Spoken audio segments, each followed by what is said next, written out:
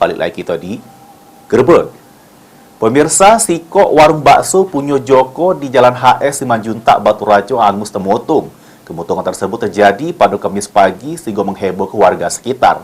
5 unit mobil pemadam kemotongan dikerahkan untuk memadam ke api. Inilah video amatir warga yang menunjukkan kepanikan pas kemotongan melanda sikok warung bakso. Peristiwa tersebut terjadi pada Kamis 1 Juni pagi sekitar pukul 6 di Jalan HS Simanjuntak, samping kantor Kementerian Agama Oku. Diduga api berasal dari kompor gas milik penjajah bakso yang sengaja dihidupkannya untuk manas ke kuah bakso.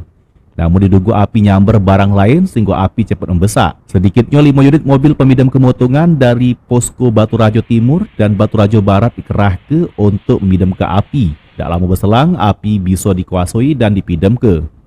Akibat kemotongan tersebut, sejumlah barang jajuan penjajah bakso Punyo Joko hangus temotong dan kerugian ditafsir capai puluhan juta rupiah.